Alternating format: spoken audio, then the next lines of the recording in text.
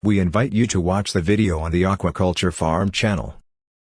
Pole and line fishing tuna is an artisanal method that requires a lot of experience, perseverance and attention from the entire crew of the boat.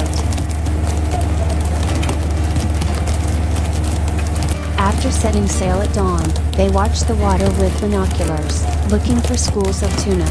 As soon as they find a suitable sized school of fish, they turn off the boat's engine and switch on the water sprayer.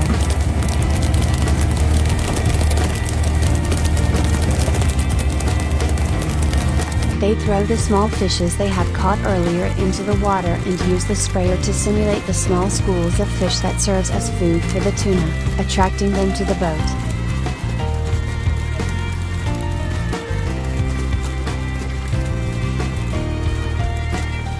The fishing rod is usually made of wood, bamboo, or fiberglass. The hook has no beard to catch the fish, so it comes off the hook easily after catching. The fish is less damaged and the fishing is easier and faster.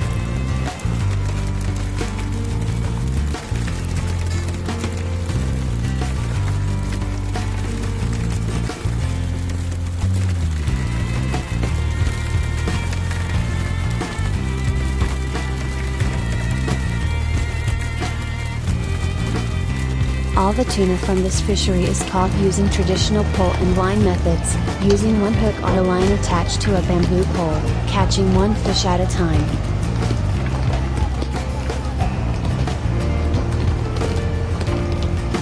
The vessels in this fishery still use wooden building materials for boat construction, and while all vary in size, each vessel employs a crew of between 20 and 50 local fishers.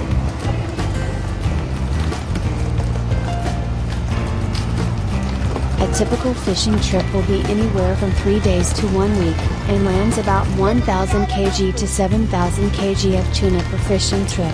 That's between 6,000 and 40,000 cans of tuna.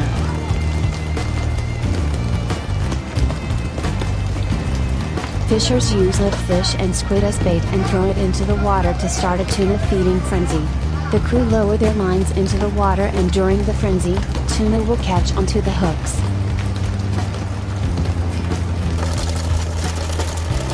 The tuna are then slung on board, where it detaches from the hook and the line is thrown back into the water to start again. The fishery is very selective, which means it catches only skipjack or yellowfin tuna.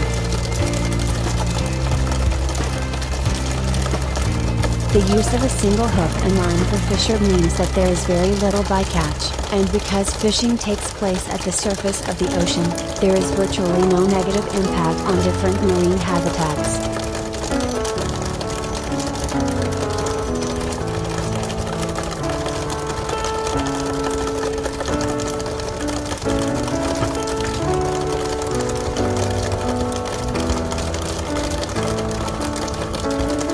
Thanks to the special hook, the fish is hardly damaged during the catch and can be returned to the water without any problems, even in the case of an unintentional catch.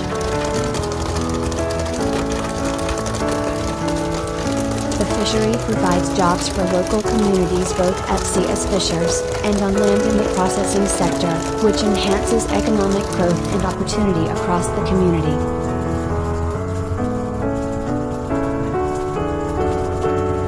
Most of the world's fishing vessels may use sound to find their prey, but traditional tuna fishers in the Maldives still favor sight.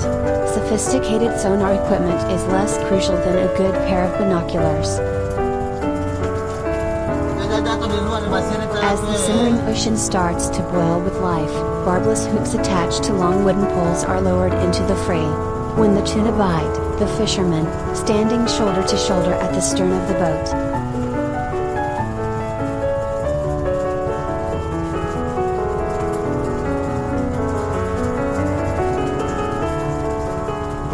Maldivian rod fishing includes wooden hull and fiber-reinforced plastic vessels less than 30 meters in length.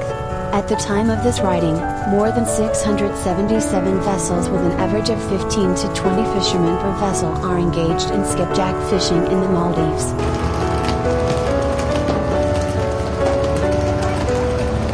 Globally, Rod fishing provides about 10% of the world's canned tuna production, the majority of which is caught in Japan, Indonesia and the Maldives in the Indian Ocean.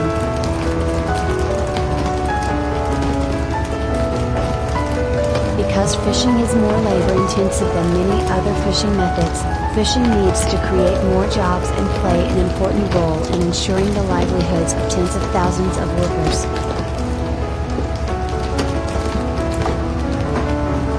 Maldivian rod fishing provides an important means of livelihood, supporting around 30,000 people, or 11% of the Maldivian workforce. Fishing rod anglers are paid very well compared to other professional Maldivian.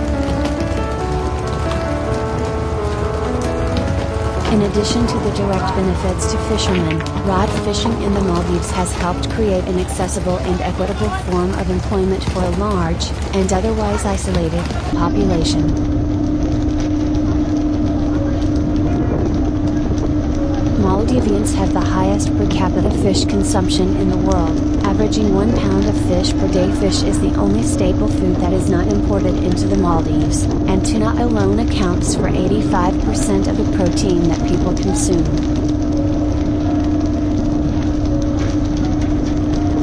Super trawlers can catch and process hundreds of tons of fish every day and operate continually for weeks, even months, said Oceans campaigner at Greenpeace UK, Chris Thorne. Super trawlers can catch and process hundreds of tons of fish every day and operate continually for weeks, even months, said Oceans campaigner at Greenpeace UK, Chris Thorne.